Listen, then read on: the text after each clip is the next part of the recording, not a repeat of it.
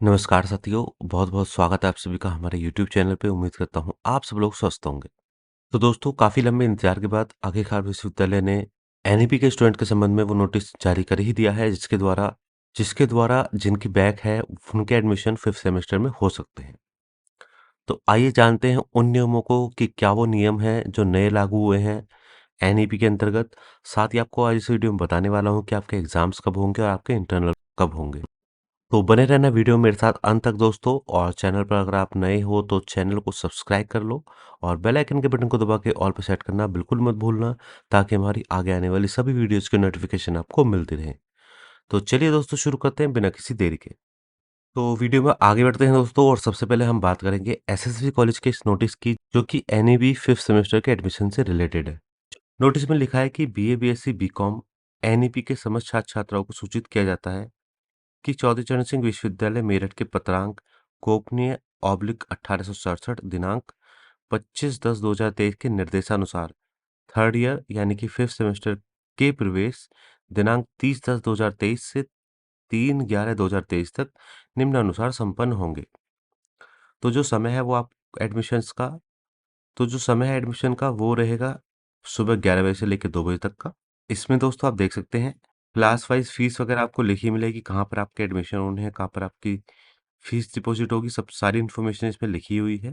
साथ ही यहाँ पर नोट लिखा हुआ है कि बीए थर्ड ईयर में जिन छात्र छात्राओं के पास इकोनॉमिक्स, लाइब्रेरी साइंस या मैथमेटिक्स विषय हैं, तो वे विषय भी प्रैक्टिकल विषय माने जाएंगे, क्योंकि 5th सेमेस्टर या 6th सेमेस्टर में इन विषयों में प्रैक्टिकल है। दूसरा पॉइंट है छात्र छात्राओं द्वारा अपने 3 मेजर विषयों में से किन्हीं 2 मेजर विषयों का चयन किया जाना है। अतः छात्र छात्राएं अपनी पसंद के 2 मेजर विषय स्पष्ट रूप से प्रवेश फॉर्म पर अंकित करना सुनिश्चित करें। तो मेजर विषय भी आपको अच्छे से बताए हैं कि 5th सेमेस्टर में या 6th सेमेस्टर में 2 मेजर विषय आपके रह जाएंगे, लेकिन साथ ही साथ एक प्रोजेक्ट वर्क भी इसमें रहने वाला है, और वो क्या होगा वो भी मैं आपको आगे वीडियो में बताने वाला हूँ। ध्यान से वीडियो में बने रहिएगा। एडमिशन के लिए आपको प्रोस्पेक्टस खरीदना होगा, जो कॉलेज गेट से आपको मिल जाएगा 350 रुपये का। फर्स्ट सेमेस्टर और सेकंड सेमेस्टर दोनों की आपको मार्कशीट लगानी होगी। थर्ड या फोर्थ सेमेस्टर का एडमिट कार्ड लगाना होगा। सेकंड ईयर की फीस स्लिप की फोटोकॉपी या आई कार्ड की फोटोकॉपी आपको लगानी होगी, और आधार कार्ड की फोटोकॉपी आपको लगानी होगी। तो ये तो है नोटिस एडमिशन्स के लिए। अब बात करेंगे कि क्या जिन बच्चों की बैक है फर्स्ट सेमेस्टर या सेकंड सेमेस्टर में, तो वो एडमिशन ले सकते हैं या नहीं ले सकते। तो उसका जवाब है दोस्तों, वो एडमिशन ले सकते हैं। जी हाँ दोस्तों, जो नए नियम विश्वविद्यालय द्वारा जारी किए गए हैं एनईपी के संबंध में, उसके अनुसार आप अपना एडमिशन ले सकते हैं अगर आपकी फर्स्ट सेमेस्टर या सेकंड सेमेस्टर में बैक है तब भी। तो अब आइए जानते हैं उन नियमों को कि आखिर वो नियम क्या बदले गए हैं जिसके द्वारा ये सब प्रक्रियाएं चल रही हैं। तो दोस्तों आप स्क्रीन पर देख सकते हैं 2 नियम मैंने खोले हुए हैं विश्वविद्यालय के, जो कि एनईपी के संबंध में है।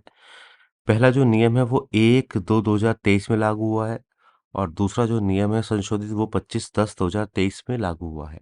यानी कि ये दोस्तों ओल्ड वाला है और ये न्यू वाला है। तो आइए जानते हैं कि आखिर क्या बदलाव हुए हैं एनईबी के जो नए नियम आए हैं उसके अनुसार। तो देख सकते हैं दोस्तों शुरुआत में सब कुछ चीज़ें सेम हैं यहाँ तक। शुरू के सभी नियम ये सेम हैं, यहाँ देख रहे हैं आप। हम सीधा आ जाते हैं मुख्य चीज़ पर। तो सबसे पहले जो पुराने नियम हैं उसमें लिखा हुआ है नियम नंबर 2.10 में। इसमें लिखा है यदि छात्र छात्रा प्रथम या द्वितीय सेमेस्टर में कुल मिलाकर न्यूनतम 23 तथा मुख्य विषयों में 18 क्रेडिट के पेपर उत्तीर्ण कर लेता है, तो उसे अगले वर्ष में प्रोन्नत किया जाएगा तथा उसके सेकेंड सेमेस्टर के परिणाम में प्रमोट अंकित किया जाएगा। और दूसरा नियम है 2.3 का ए, यदि कोई छात्र छात्रा प्रथम, तृतीय या पंचम सेमेस्टर की परीक्षा में किसी भी एक पेपर में अनुत्तीर्ण या अनुपस्थित या यूएफएम है, तो उसकी परीक्षा परिणाम में फेल बट प्रमोटेड है। यदि सभी पेपर्स में उत्तीर्ण है तो पास में प्रमोटेड अंकित किया जाएगा। और बी नियम भी यह है कि सेकंड और फोर्थ सेमेस्टर के परीक्षा उपरांत विद्यार्थी अगले वर्ष में नियम 3.2 व 3.3 के अनुसार प्रमोट किया जाएगा, तदनुसार उसे ग्रेड शीट में प्रमोट और नॉट प्रमोट अंकित किया जाएगा। ठीक है दोस्तों, तो ये नियम जो है 2.10 और 2.13 जो नए नियम हैं उसमें से यह नियम विलोपित या डिलीट कर दिया गया है, यानी कि ये मिनिमम मार्क्स का नियम यहाँ पर हटा दिया गया है, और 2.13 भी डिलीट कर दिया गया है। अब बात आती है कक्षा उन्नति यानी कि प्रमोशन यानी कि अगली कक्षा में जाने की। तो सीधा-सीधा है दोस्तों, पुराने जो नियम हैं 3.1 में है कि विद्यार्थी को वर्तमान विषम ऑड सेमेस्टर से अगले इवन सेमेस्टर में सदैव प्रोन्नत किया जाएगा। वर्तमान विषम सेमेस्टर का परिणाम कुछ भी हो चाहे। यानी कि अगर आप फर्स्ट सेमेस्टर में हैं तो सेकंड सेमेस्टर में आपको सीधा प्रमोट किया जाएगा। बेशक आपका फर्स्ट सेमेस्टर का रिजल्ट कुछ भी है। इसी तरीके से अगर आप थर्ड सेमेस्टर में हैं तो आप सीधे फोर्थ सेमेस्टर पढ़ सकेंगे। बेशक आपका थर्ड सेमेस्टर का रिजल्ट कुछ भी है। और इसी तरीके से आपके पाँचवें सेमेस्टर में रहेगा। अगर आपके पाँचवें सेमेस्टर का एग्ज़ाम का परिणाम कुछ भी है, आप छठे सेमेस्टर में सीधा पढ़ सकेंगे।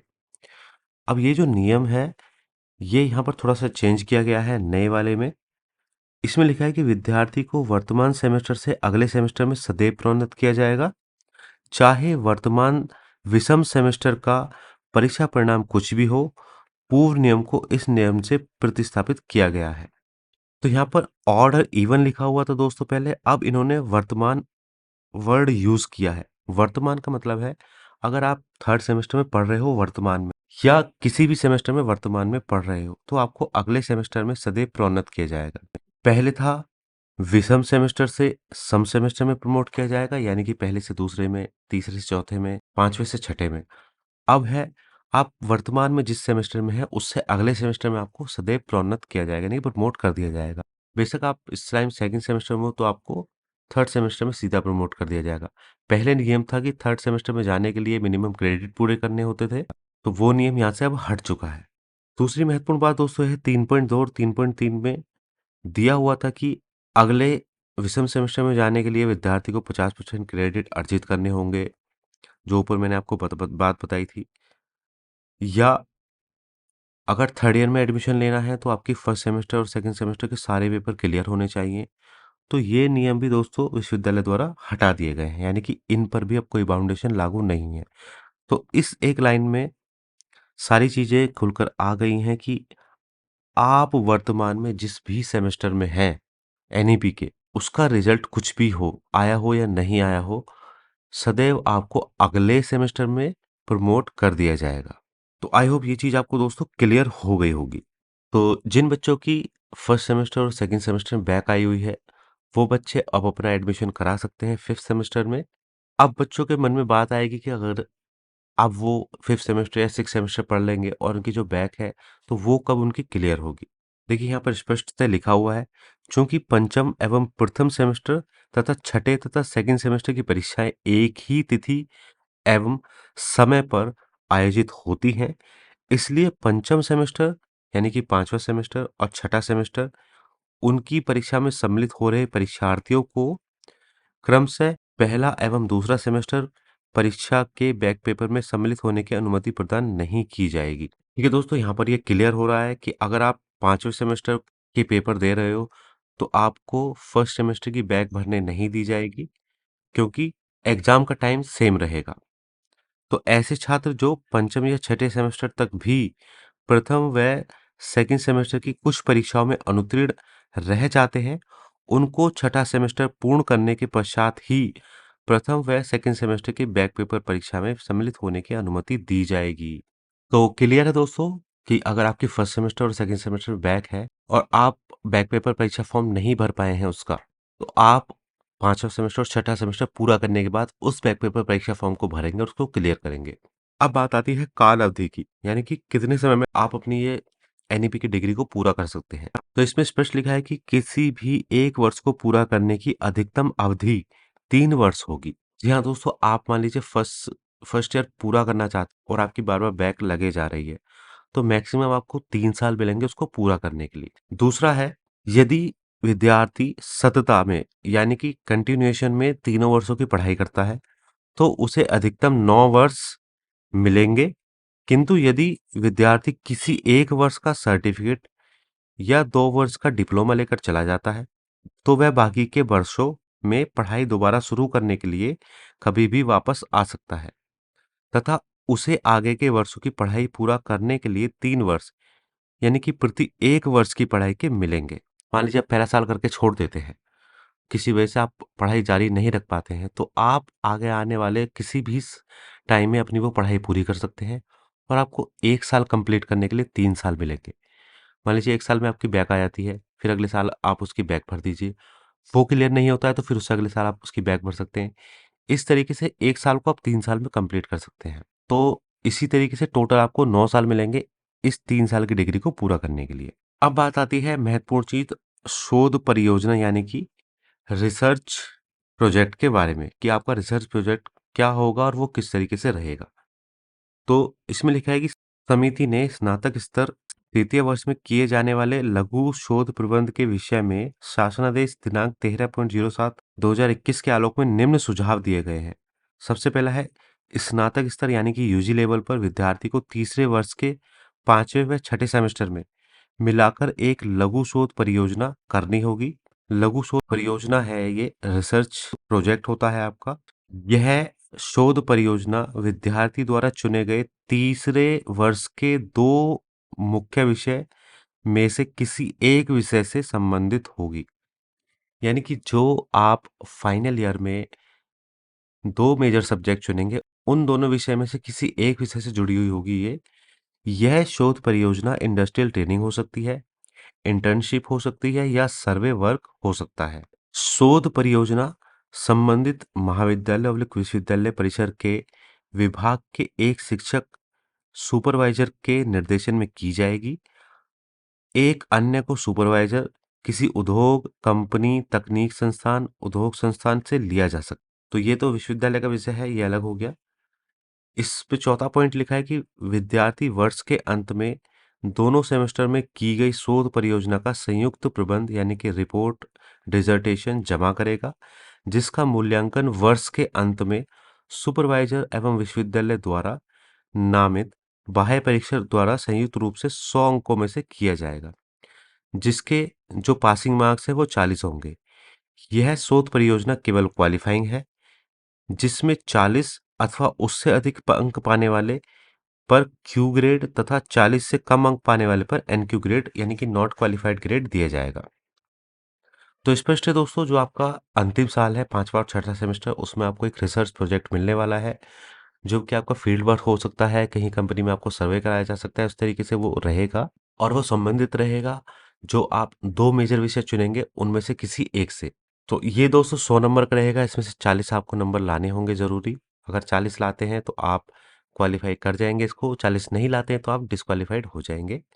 और ये एक क्वालीफाइंग परीक्षा है, क्वालीफाइंग यानी कि आपको ये क्लियर करनी ज़रूरी है। ठीक है दोस्तों, तो ये तो थे एडमिशन से जुड़े हुए नियम और जो शोध परियोजना मैंने आपको बताई है। अब मैं बात करूँगा कि आप आखिरकार आपके एग्ज़ाम्स कब होंगे और आपके इंटरनल्स कब होंगे। तो दोस्तों, अब मैं बात करूँगा आपकी परीक्षाओं के संबंध में कि आपके आखिरकार आपके एग्ज़ाम्स कब होने हैं। तो ये एक लेटर है जो कि कॉलेजेस के लिए है, बिल्कुल ऑफ़िशियल है। इसमें लिखा है कि विश्वविद्यालय के सत्र 2023-24 के एनईपी 2020 के अंतर्गत संचालित बीए, बीएससी, बीकॉम पाठ्यक्रमों की विषम सेमेस्टर दिसंबर 2023 की परीक्षाओं का आयोजन विश्वविद्यालय द्वारा दिनांक 20 दिसंबर 2023 से कराया जाना प्रस्तावित है। जी हाँ दोस्तों, दिसंबर के लास्ट वीक में आपके एग्जाम्स शुरू हो सकते हैं। अभी कंफर्म नहीं है, केवल प्रस्तावित वर्ड लिखा हुआ है, तो उस पर ध्यान दीजिएगा दोस्तों। ये डेट कोई कंफर्म नहीं है अभी, प्रस्तावित वर्ड है यानी कि प्रपोज्ड है। तो 20 दिसंबर से आपके एग्जाम शुरू भी हो सकते हैं।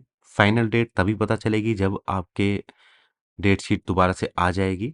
फिलहाल मैं एक आपको आइडिया दे रहा हूँ कि दिसंबर के लास्ट वीक तक आपके एग्जाम शुरू हो सकते हैं। तो इस चीज़ को ध्यान से समझ लीजिएगा और इस हिसाब से आपको तैयारी शुरू कर देनी है। साथ ही दोस्तों, इसमें लिखा हुआ है कि महाविद्यालय विभाग को दिनांक 10/12/2023 तक समस्त प्रैक्टिकल और इंटरनल एग्जाम्स पूर्ण कराकर विश्वविद्यालय पोर्टल पर अंक अपलोड करना आवश्यक होगा।